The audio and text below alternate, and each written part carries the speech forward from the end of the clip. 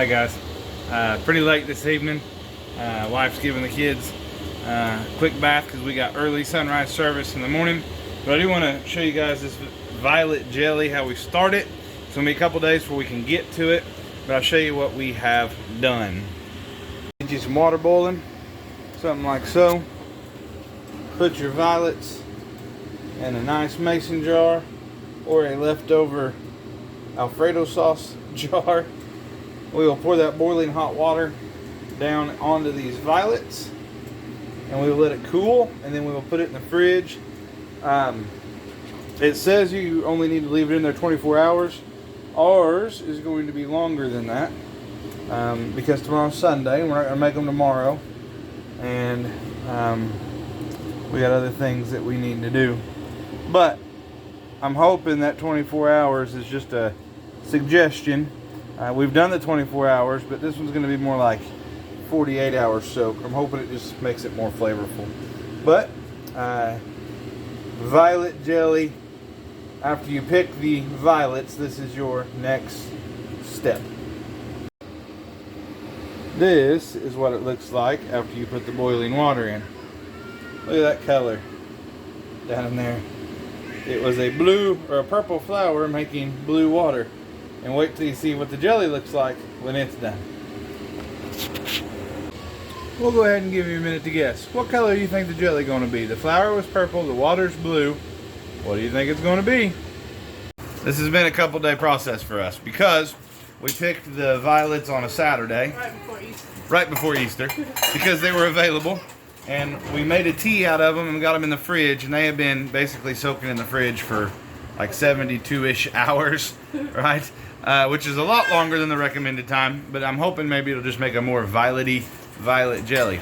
But we do want to bring you guys along today as Melissa is trying to make the jelly and take care of 3 kids, all in a tiny house at the same time. I'll be trying to videotape and help her with the kids, but we wanted to show you guys, right? It's more than just going out and going, hey, you can eat that violet if you want to. It's in reality, what do you do with that stuff, right?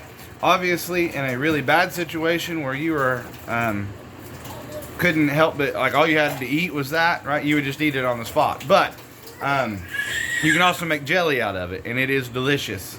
As we said before, earlier in the video, it's actually fruity. And so we're excited to make the violet jelly today and bring you guys along and actually show you ways that you can use these wild edibles. Now, I don't know if you buy much jelly for like toast or whatever else you make at the house. But we haven't bought jelly in years now because we make our own and we like it, and we make it out of everything that we can think of, basically, right? Violets and dandelions, and we're wanting to do red bud jelly and, of course, berries and all kinds of stuff. So come along with us as we make the jelly today. So as you can see here, we've been making the tea. The color has been filtering out of the flowers. They're actually turning white, and the water is like a dark blue, almost purple. Oh, what? That's what it said online. Sapphire. Sapphire, the wife says. So, you know us men, right? It's kind of purplish.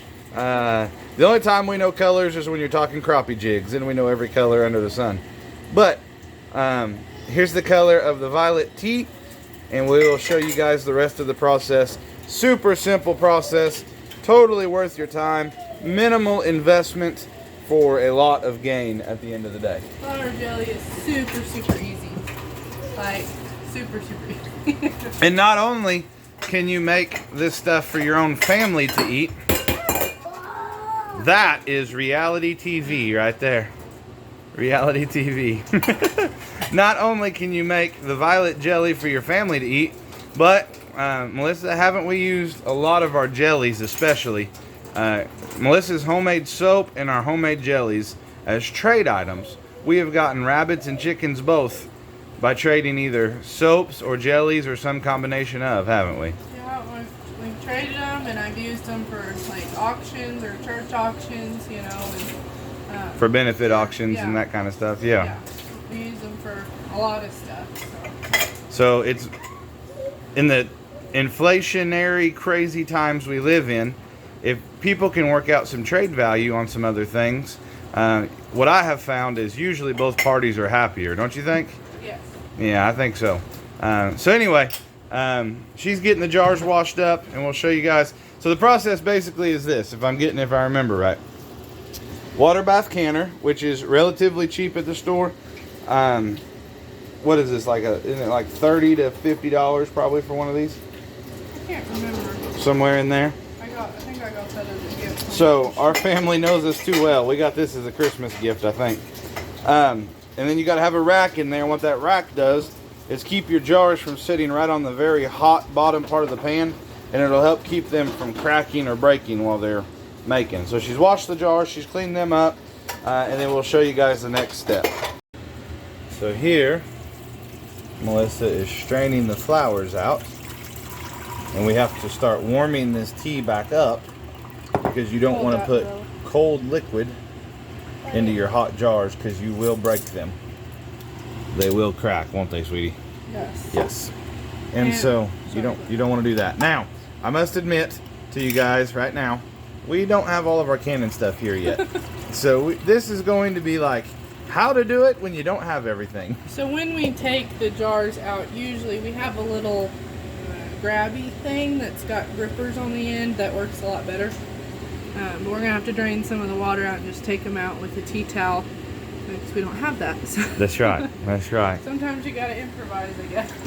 So when you're canning, if you've done it a little bit, you can speed things along by doing multiple things at once. It takes a lot of hot water to can, right? So we've got our jars. They're going to be boiling in a little while, sanitizing, getting cleaned up.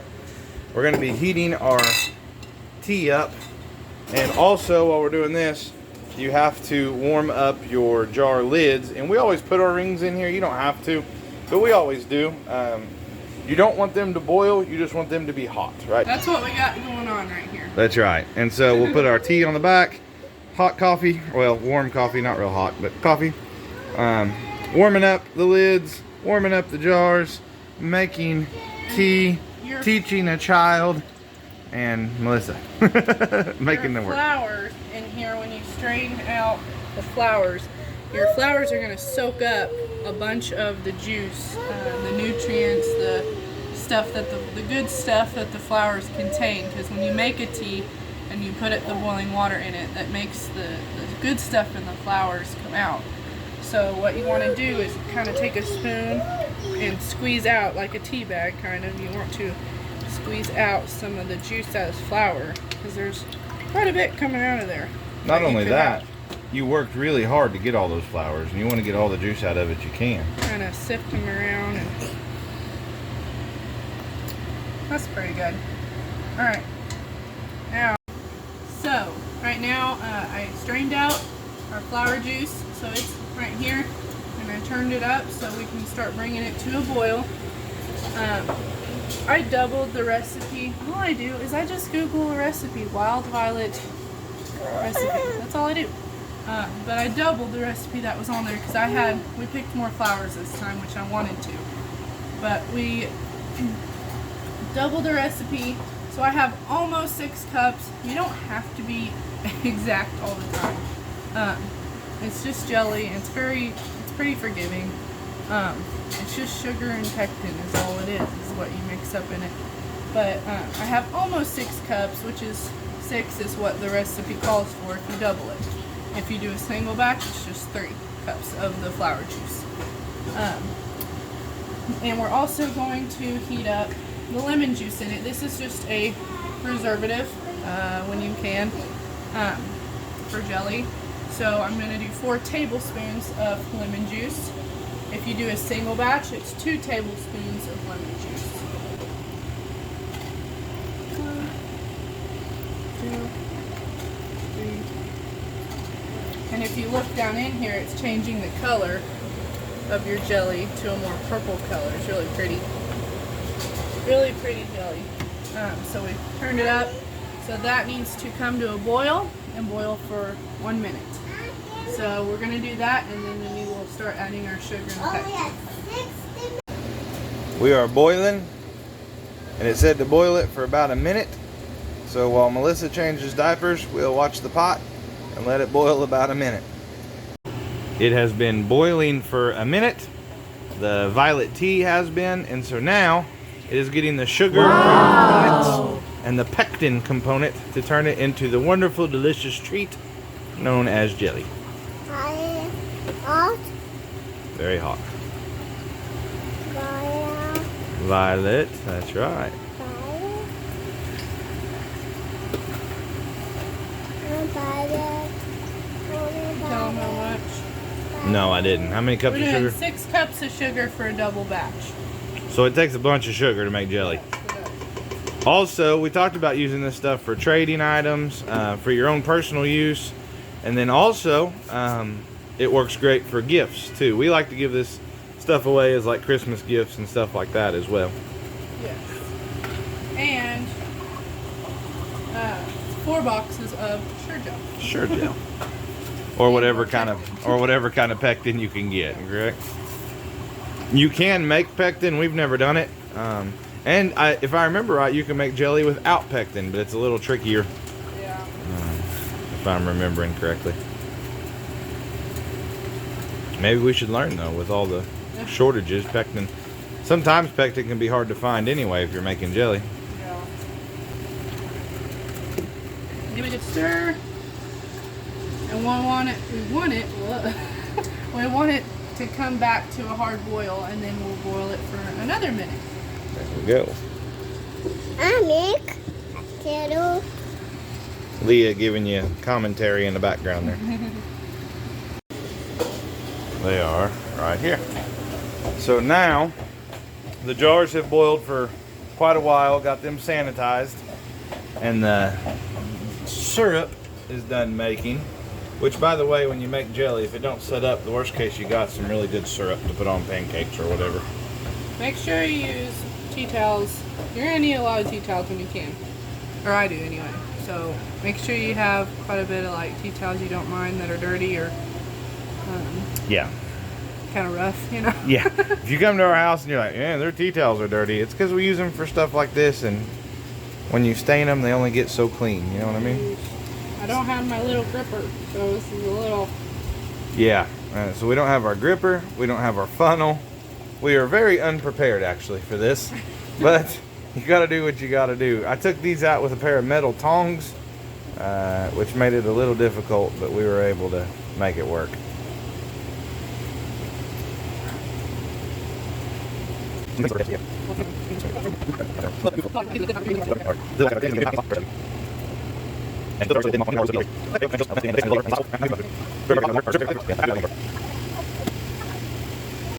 Look at you living life dangerously. I don't know about that. Whoop, it's a little too full. This one, it won't fill the jar up all the way.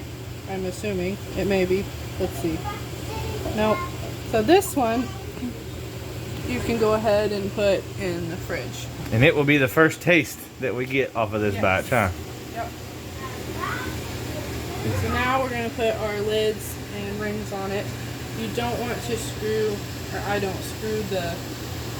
You don't want to do it super tight. Yeah, you don't want to do it super tight. But you don't want it too loose. no.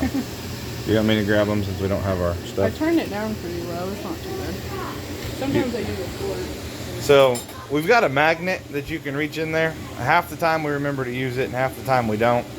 The only thing I can tell you is you better get some tough fingers, even if you got all the tools, huh?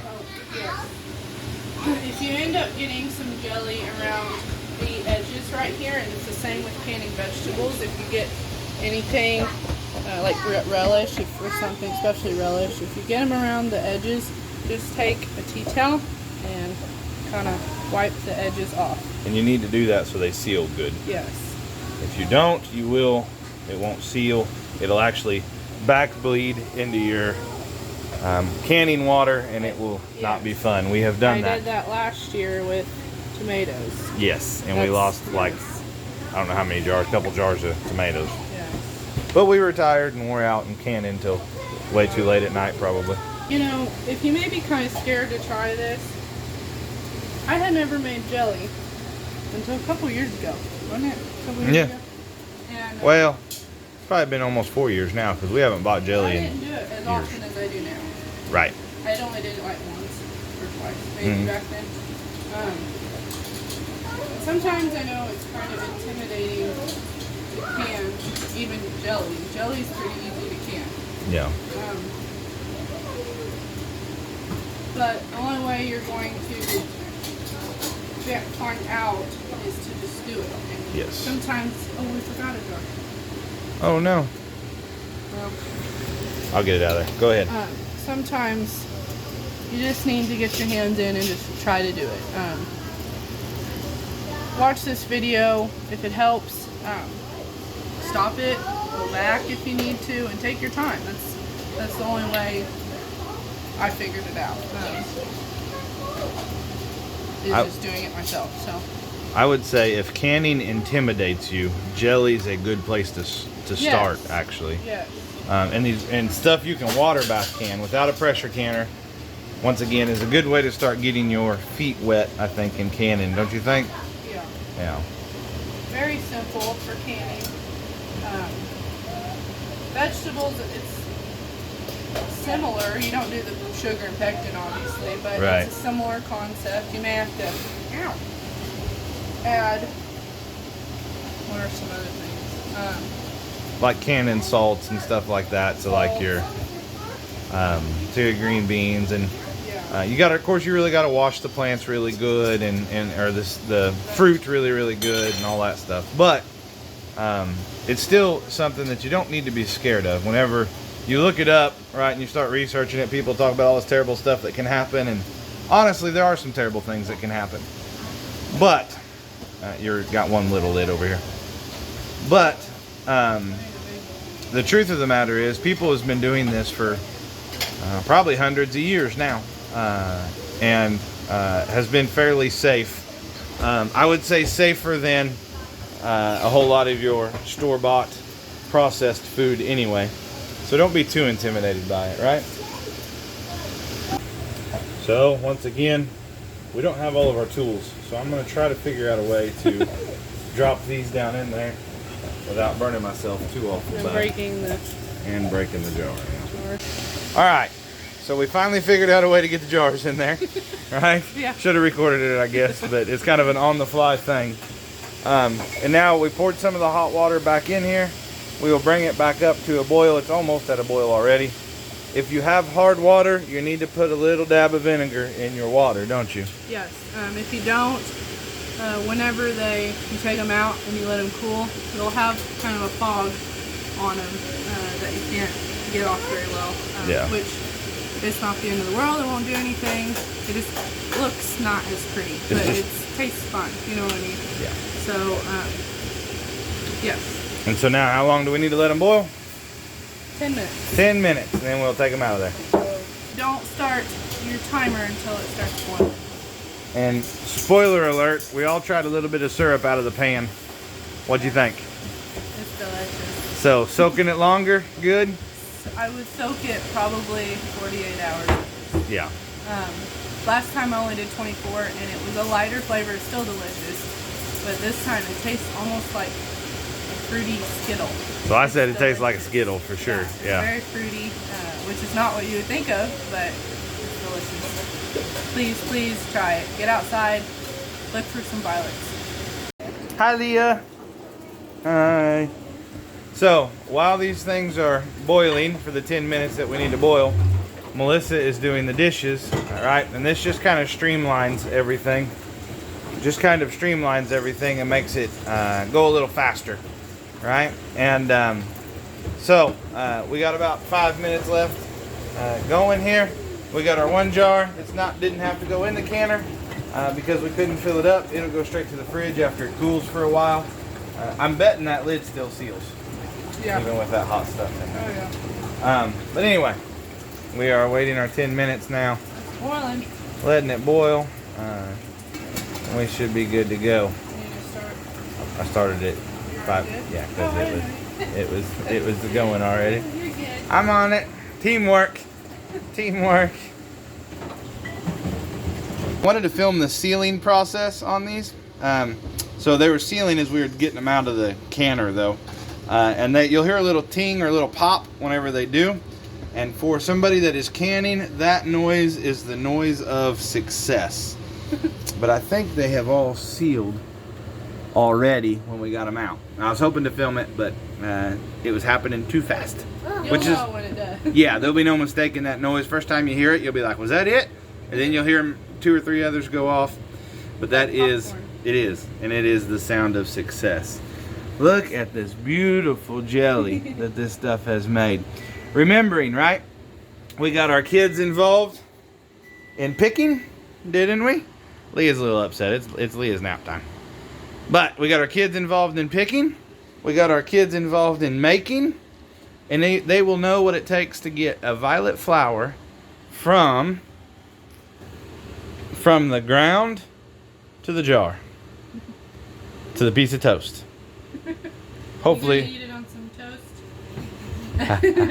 hopefully on some delicious homemade sourdough bread, huh? That'd be good. Yeah, a little bit of bacon and eggs, sourdough bread toast. Sounds good, huh? Don't touch them, they're hot. You only do it one time. If you are canning with kids, just remember that everything is really, really hot. There's an opportunity for them to burn themselves, but you can't protect your kids from everything. They just need to learn, right? Thank you guys for watching our videos. If you haven't already, check out our other videos. Please don't forget to like and subscribe if you haven't already, so you can see a lot of our other videos. We'll probably do more canning videos this summer, so stay tuned, but don't forget to subscribe. Thanks, guys. You want to say bye, Leah? You want to say bye, Luella? Bye.